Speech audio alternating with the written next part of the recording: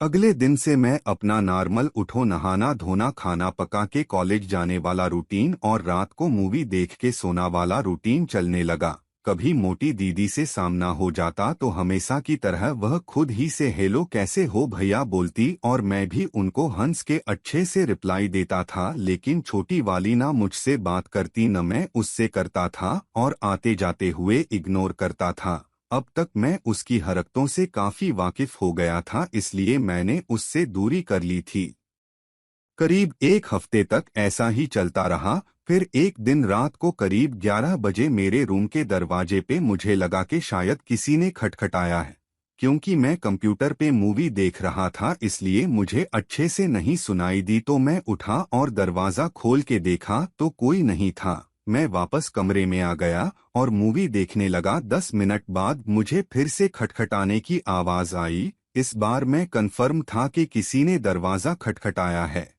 मैं फिर दरवाज़ा खोला और देखा तो कोई नहीं था, लेकिन दरवाजे के नीचे एक कागज़ गोल मोल रोल करके रखा था। मैंने कागज़ उठाया और रूम में आ गया। कागज़ खोल के देखा तो उसमें लिखा था कि क्या हम नॉर्मली रह के बात नहीं कर सकते। फिर मैंने उसी कागज़ पे अपना नंबर लिख के लिखा कि मुझे मैसेज करो और बाहर वही रख दिया। वह सोई नहीं थी और तुरंत थोड़ी देर में मेरे फ़ोन पे मैसेज आ गया कि बोलो। तो मैंने कहा कि सबसे पहले तो ये कागज़ जला देना और ऐसी बेवकूफ़ी दोबारा मत करना। अगर ये कागज़ किसी और के हाथ लग जाता तो दोनों की लग जाती। फिर कुछ दिन मैंने सिर्फ उतनी ही बात करी जितना वह करती थी। 3-4 दिन बाद उसने मुझसे मैसेज में पूछा कि आप तो बड़े शरीफ लगते थे और लड़कियों को प्रपोज कर रहे हो। तो मैंने उसको बताया कि एक तो ये मेरा फर्स्ट टाइम किसी को आई लव यू बोलना था और दूसरा ये कि मैं तुम्हारा रिएक्शन देखना चाह रहा था, क्योंकि मुझे पता है कि तुम रिलेशनशिप में हो। तो वह कहने लगी कि नहीं, मेरा कोई बॉयफ्रेंड नहीं है। तुमको ऐसा किसने कहा? तो फिर मैंने उसको याद दिलाया कि छत पे एक दिन तुम फोन पे आई हेट यू रिपीट करके मेरे पीछे से गुजर रही थी। तो वह कहने लगी कि नहीं, वह मेरा एक फ्रेंड है जो मुझे लाइक करता है कह रहा था, तो इसलिए मैं उसे आई हेट यू कह रही थी। पर मैं इस बात पे अड़ गया कि मैंने आई लव यू सिर्फ तुम्हारा रिएक्शन चेक करने के लिए कहा था, बाकी कुछ नहीं। और उसको चिढ़ाने लगा। मुझे उसको चिढ़ाने में बहुत मजा आता था। फिर ये बात मैं उसके दिमाग में डाल के सो गया, क्योंकि उसको ये बात हजम नहीं होती थी। उसको लगता था कि मैं तो बहुत सुंदर हूँ और सब मेरे पीछे पड़े हैं, और ये कह रहा है कि ये मजाक करता रहा था न कि सीरियसली। 1-2 दिन तक वो यही बात पूछने लग गई कि सच में तुम प्रपोज नहीं कर रहे थे और बस चेक कर रहे थे। मैं समझ गया कि जो मैं चाह रहा था वही हो रहा है। उसको इस बात से इतनी बेचैनी हो गई थी कि उसकी नींद उड़ गई थी।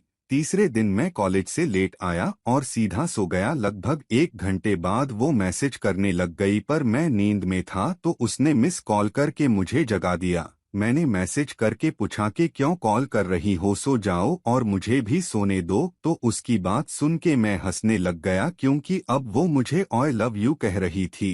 पर मैं उसके नखरे देख चुका था। तो मैंने कहा कि मैं जानता हूं कि तुम मुझसे बदला लेने के लिए ये नाटक कर रही हो। तो वो कहने लग गई कि नहीं, सच में मैं आपको पसंद करती हूं। तो फिर जब मैंने तुमको उस रात कहा तब तुमने मना क्यों किया? तो कहने लगी कि मैं डर गई थी और समझ में नहीं आ रहा था कि क्या कहूं। लेकिन मैंने कहा कि मुझे तुम पे भरोसा नहीं है, तो तुमको पहले साबित करना होगा। उसने कहा कैसे करूं साबित, बताओ। अब मेरा डर कम हो चुका था, क्योंकि इस बार पहल उसने की थी। तो मैंने कहा कि मुझे किस चाहिए पहले, तब मानूंगा वरना नहीं। कुछ देर तक तो वो फिर वही नाटक करने लगी कि नहीं ऐसा नहीं होता ये वो, पर मैं अपनी बात पे अड़ा रहा।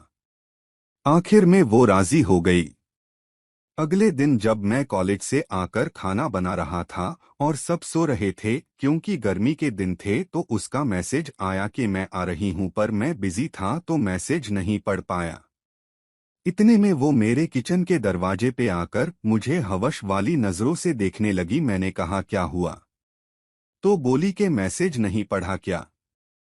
मैंने फोन उठाया और मैसेज पढ़ा तो कुछ देर के लिए मेरे हाथ पैर ठंडे पड़ गए, पर वो आज पूरे जोश में थी और तैयार भी। मैंने कहा कि बगल में अंकल आंटी और दूसरे कमरे में दीदी सो रखी है, कोई जाग गया तो दोनों की गांड टूटेगी। वो कुछ नहीं बोली और मेरे और करीब आ गई। मैं एक्साइटेड और घबराया दोनों एक साथ था। फिर मैंने थोड़ा हिम्मत जुटाई और उसके होठों को चूमने लगा।